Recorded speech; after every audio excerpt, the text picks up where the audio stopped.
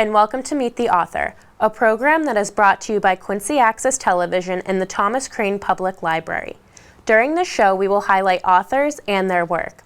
Copies of their books are available for checkout at the Thomas Crane Public Library. Also, the library hosts book clubs for all ages, and you can find out more information about them if you visit the library's website, thomascranelibrary.org. Well, retired Quincy firefighter Bill Ariente has a brand new book out. It is called The Gift is in the Giving. Bill, good to see you again. My pleasure, Joe. Always a pleasure. Yep. When From the WJDA days, I know. Gosh, we were just saying, but we don't change. We no, look the same. no, exactly. But I remember actually when you came out with your kids' books years ago. I think it was almost 10 years ago now. God, I think it was more than that. I self-published a couple of children's books that my son had brought the scripts to school for them, and the teacher said you got to do something with them. So I just self-published them, and it was fun. It was getting them around and talking to children in the schools about how to write, and basically telling them that to document their lives, because if you can, it's the greatest thing. You'll use it all throughout your life. Sure. And you could even use it to give your parents a gift. Write a book for your parents. Just something easy that'll be the greatest gift they ever get. Yeah. Have your kids followed in line? Do they get the writing? My son likes to write. He does write. He's doing well in school with writing. Good. He's not going into that field, but well, neither did his dad. No, exactly. Yeah. But it's kind of curious. You don't actually associate firefighters with writers. It's two totally different regions, really. But you really seem to take to it. Well, I enjoy it. It's always been an outlet for me. It's horrible at golf, so that kills that idea.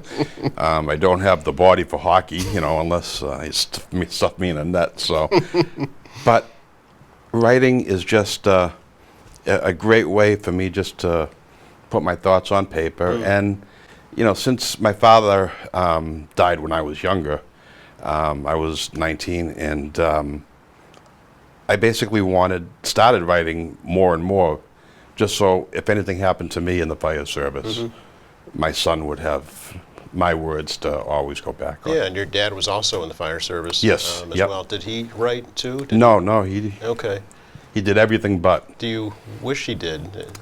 I do. Yeah. And I was lucky enough that we traveled each year. We did a lot together. Yep.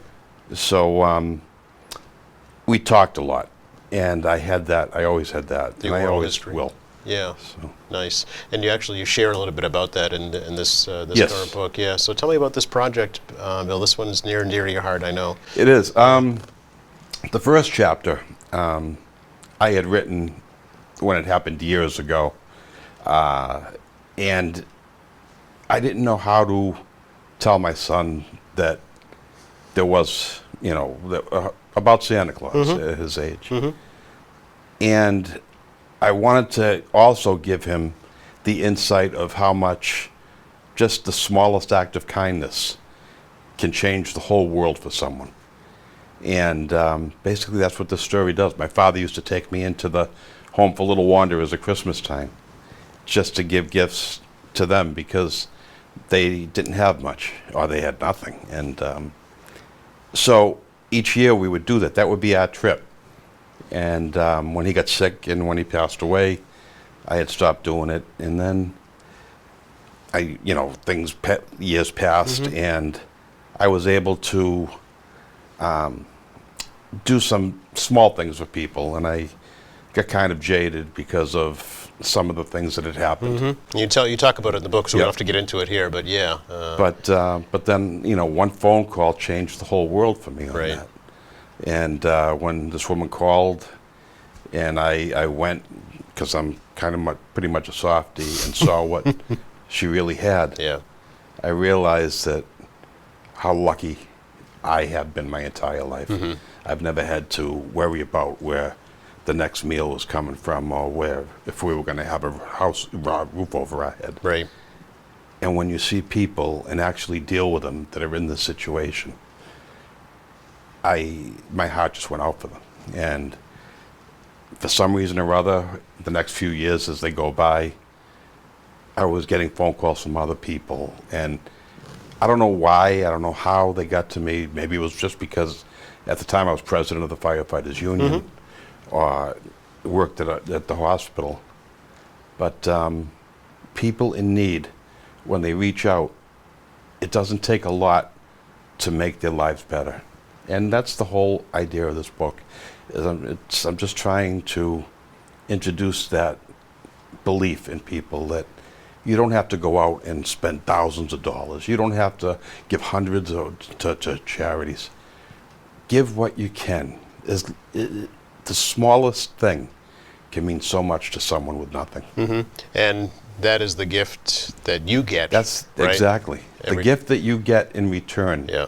When you know that it was through your help that someone is now having a meal, or doesn't have to worry about their rent, or it can show their children a Christmas, or can even just talk with someone and to put their own feelings out.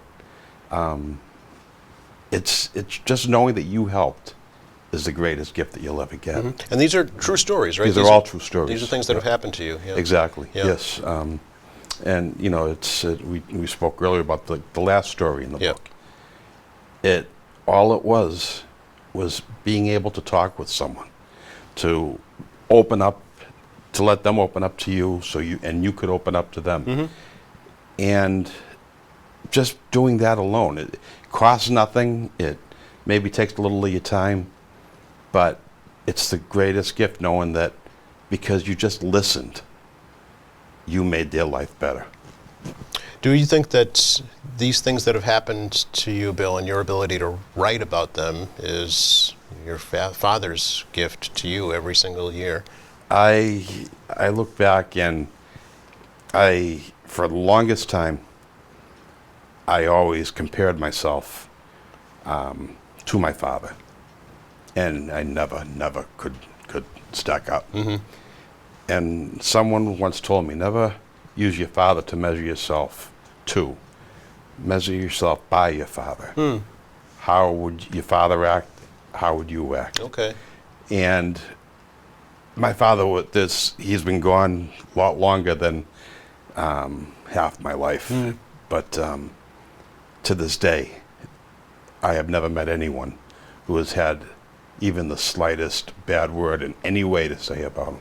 So I've been the luckiest person in the world since I was born. Yeah, and you really feel that these situations that you wrote about are not coincidence, right? I mean, you really do believe that you're being put in these situations for a reason. It has to be. Yeah. There were 200, and when I was president, 220 firefighters in Quincy. And I'm the one that got the call, okay, on a couple of occasions. And things like that happen. And if it's because, of my writing, if the universe is trying to have me tell the world that it can change, that everybody can make the world a better place, maybe, I don't know. Yeah.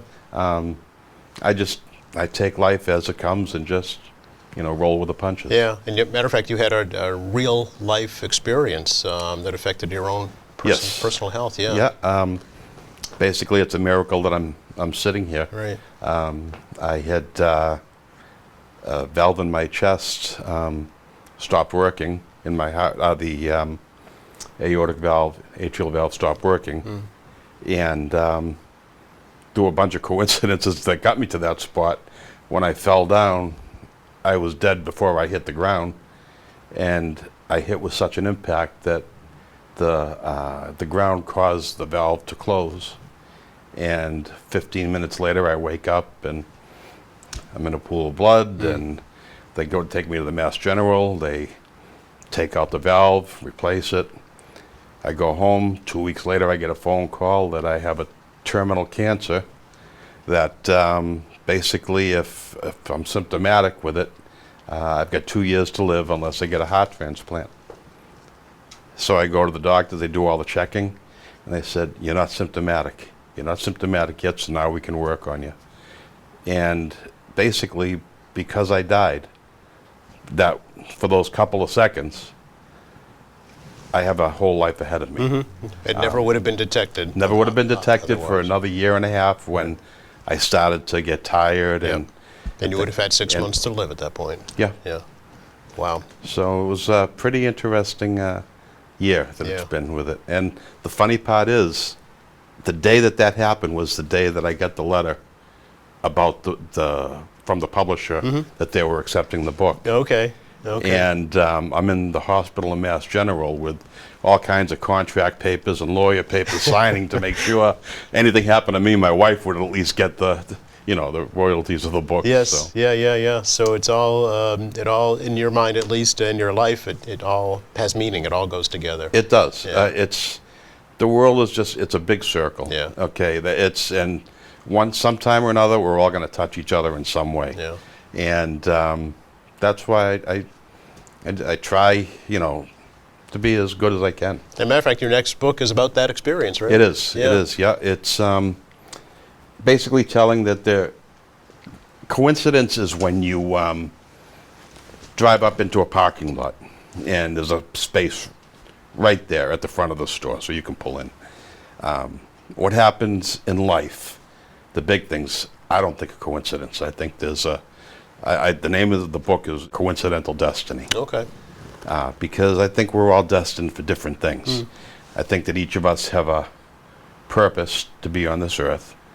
And when that purpose is complete, then we go back, we go back to the universe. And because of that feeling and because of that belief, I started writing this book. Because I don't think my purpose is done here yet. We don't know what the purpose is, Okay. but, and that's maybe, just putting this book out might help somebody else. I have read the book. I enjoyed it thoroughly, and it evoked a lot of emotions, and I'm sure anybody else that does will do the same for them. So I wish you great success Thank you very with this much. current I and future appreciate it. projects, and with your personal life and with your family as well. Thank you very much. Yeah, and like I said to you earlier, the second that you're able to sit back and enjoy your life, do it. Don't wait another moment, and enjoy everything you can. Good way to wrap it up, Bill. Really, Yeah. really appreciate it. It's my pleasure. You are welcome. Anthony, welcome back. Always a pleasure to have you in the studios Thank here. you. Thank you for having me. You're an historian, you're an author of how many books to this point? Well, I think the Christmas Traditions book was actually my 80th book. And I think in a lot of ways these books are popular history, things that people remember. So it's not only the Baker Chocolate Company and, of course, Howard Johnson's, but now, of course, with the Jordan Marsh book having come out recently, it's something that, with the Christmas Traditions, makes people begin to realize it's a shared memory of the 1940s right through to the 1990s. So talk about that, Christmas Traditions in Boston. Interestingly enough, the holiday, the celebration of Christmas, was banned Yes. back in the day. Well, as a historian, and I teach at Boston University and the Urban College of Boston, I try to make my students realize that local history can be really quite interesting. But the surprising thing was, of course, I had known a lot of the information, but as I began to research and read about Christmas traditions in Boston, in the 17th and early 18th century, it was truly banned. The Puritans who had settled Boston were people who were members of the Church of England, but they wanted to purify it from within. So as Puritans, they basically would ban any frivolity on a day that they felt was not the birth date of Jesus Christ, but was actually a pagan holiday that was celebrated in ancient Rome. So in a lot of ways, when I began to realize that by 1659, when it was actually banned by law, it was something in many ways that people realized in the 19th and 20th century took on totally new overtures. And it really wouldn't be until the time that Ulysses Simpson Grant, as President of the United States, would actually make it into a federal holiday. And we should mention that, folks, if you were celebrating when it was banned, you were fined, and the sum was pretty hefty. Well, it said 5 shillings, and 5 shillings would have been 5 cents, but in that period of time it was a tremendous sum of money because colonial New England really didn't have much of a currency, so to speak. Everyone bartered or traded. But it really was something that was not only fined, but many ministers, including the Reverend Richard Mather, who would actually be a Puritan minister to publish the first book in North America, his Bay Psalm book, would actually see and speak from the pulpit in such a way that he would say to people, I not only outlaw it, but I ban it. And he was one of the major features of the banning of Christmas in Boston. I did say that we would talk about the book. It's a collection of photographs, it's woodcuts, it's illustrations, Yes. and quite expansive. You know, the funny thing was, this was a new publisher for me. It's Fonthill Press in London.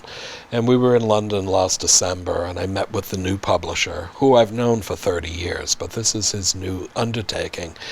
And it's not only a fascinating book that is actually done in such a way that it has illustrations, but many of them are in color.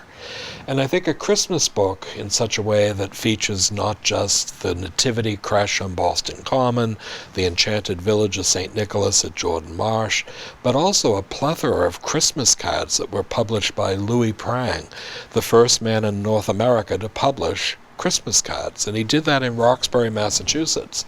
Interesting. But it was, and I think it went the gamut too with Tasha Tudor, Hallmark, Rustcraft, and even Salvador Dali. And in some ways, these were many Christmas cards that people not only remembered, but they also saw in some ways they were a time capsule of life in the mid-20th century. Let's talk about the introduction of the Christmas tree to Boston. Yes. Well, in that period of time in the 17th and 18th century, it really wasn't something that would ever have been done. Of course, it was banned in the 17th century. Right. But by the early part of the 19th century, as Boston began to expand through not only immigration, but also the fact that many people were coming from other than the British Isles. And there was a man by the name of Charles Follen who had come to teach at Harvard College. He was of Germanic extraction, and though he married a Cabot, and she was a very wealthy woman from a well-connected family, he introduced the tradition of a decorated Christmas tree. They lived on Follen Street in Cambridge, and in that instance he went out to the woods, cut a tree, and decorated it.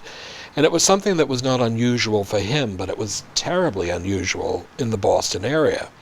And a woman by the name of Harriet Martineau, who was an English social reformer, actually talked about it, and she was the woman who would actually write a small story about the Follen's Christmas tree.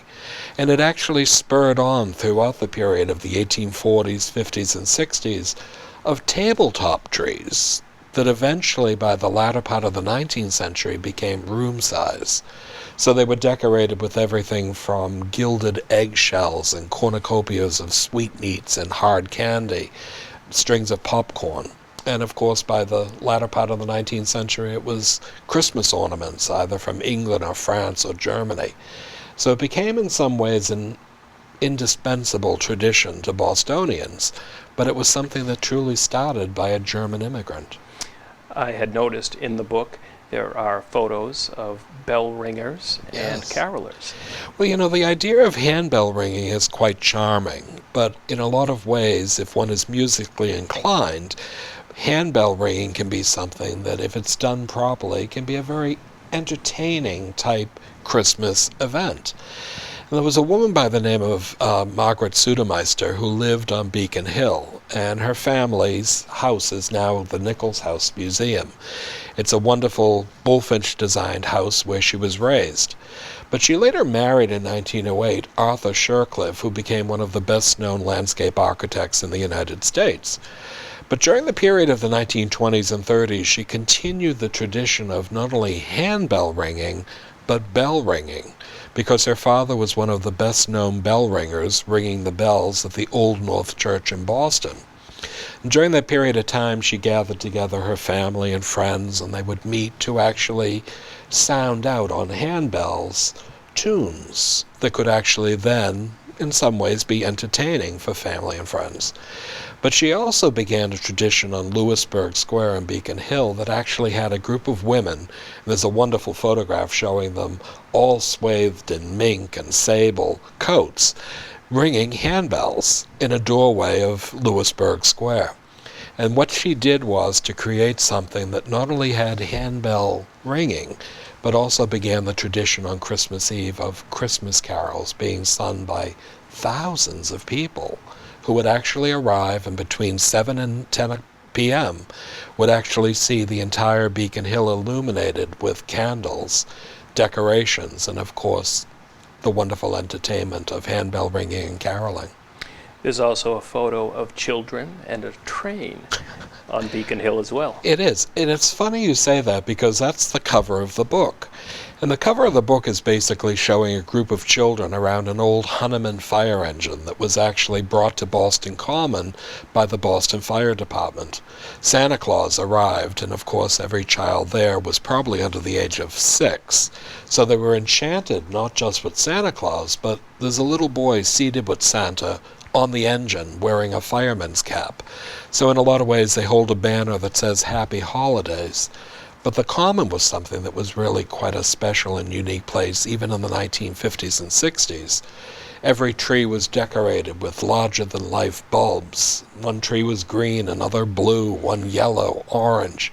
But there was also the fact that the Common had a little chapel where children from the public schools would actually sing Christmas carols.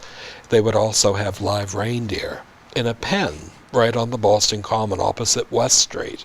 So it was something that was really quite enchanting, but it was also the fact that they had this wonderful nativity creche, and the creche itself with life-size figures of not only Mary, Joseph, and the baby Jesus, but also the 3 kings, as well as animals and shepherds and sheep, was something that was a tradition that people would not only go to see, but in some ways experience it with their children and then their grandchildren.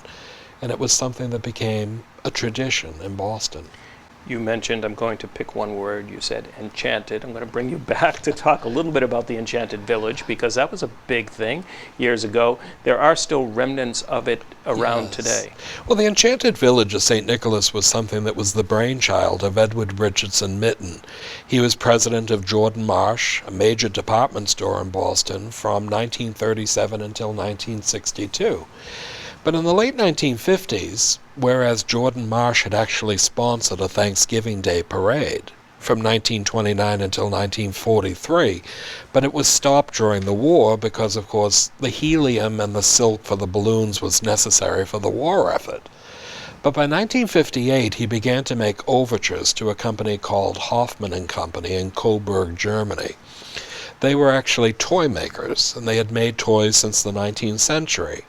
But in the early part of the 20th century, they began to actually make animated figures. And Mr. Mitten was someone who felt in some ways that these were things that could actually be used in some ways, not only to create an enchanted village, but truly what was something that was a 3/4 size mock Victorian village. So he not only commissioned hundreds of figurines, which would actually be men, women, children, but also animals that went the gamut from cows and calves and sheep and ducks and chicken. And they would actually move in unison. And it was something that when it was opened on what was basically the Friday after Thanksgiving in 1959, it was said that over 10,000 people went through it that first day. And it was called the Enchanted Village of St. Nicholas, and it truly was something that not only enchanted adults and children alike, but it was something that in the 1960s, it was something that brought people to town. It survived through to the early 1980s, and eventually it went into an abeyance. And then it was actually placed at the Heinz Veterans Auditorium in the Back Bay, and later Mayor Menino, who was mayor of the city of Boston, placed it under a tent at Boston Common. I'm sorry, he actually placed it under the Boston City Hall Plaza. And the idea here was that something that not only was an attraction in the 1960s and early 70s was something that didn't have quite the cachet any longer. And at that point, it was eventually put into storage and it was sold at auction. And Jordan Furniture in Avon, Massachusetts actually would purchase it. And they themselves have placed it not only in their flagship store, but they also sell Jordan Marsh's blueberry muffins. So again, it's become a new tradition to sometimes the third and fourth and even fifth generation of people who had once known it in 1959. Let's talk about some recent or relatively recent happenings, and that would be the Boston Pops and Yes. their celebration for Christmas. Well, you know, everyone looks at the Boston Pops as probably one of the most popular musical selections that one could imagine. In the summer months, of course, people go to the Hat Shell on the Esplanade and they listen to the Pops. But during the winter season, the Pops actually present wonderful Christmas concerts. And it's not only something that's jovial, but it's also something in a lot of ways that's a sing-along. And of course, Keith Lockhart continues the tradition of Arthur Fiedler, who was really the man in the late 1930s that introduced the popular music to the people of Boston. Arthur Fiedler was someone who was beloved by people, but in a lot of ways today, Lockhart has that cachet. And with, of course, the Tanglewood Festival Chorus, always decked out in not only scarves but Santa Claus hats, they provide in some ways entertainment, but it's also something that allows people to actually sing along. And heaven forbid one doesn't know the words, they're actually projected onto the screen. So it's something in a lot of ways that the Pops is something at Symphony Hall that people of all walks of life go to actually enjoy on an annual basis, and we do as well. And lastly, I'd like to bring up the Ice Capades, because Yes. I remember those. Well, I remember the Ice Capades. In the 1960s, it was something usually on a weekend that my father and mother would take us, and it was fun. But it wasn't something that I actually knew anything about because I couldn't skate. But the Ice Capades was something that provided a wonderful show and uniforms and music and dancing, all on ice. But it was something that was done not only during the afternoon on weekends as a matinee, but they even had midnight shows. It's kind of unusual. I assume it was mostly for adults. But the Ice Capades was something that was not only special, but it was a unique way in some ways to actually see the Christmas holidays actually being enjoyed. And skating, of course, was something that people in Boston had done even in the 17th century. But the whole concept was, by the 20th century, the Ice Capades took on new meaning. Good luck with the book. Once Thank you. again, Christmas Traditions in Boston. And Anthony, thank you for stopping by. Thank you for having me. Be sure to check out our other episodes of this program to explore other authors and their works. For more information about library programs and services, visit the Thomas Crane Public Library's website, thomascranelibrary.org, or call them at 617-376-1316.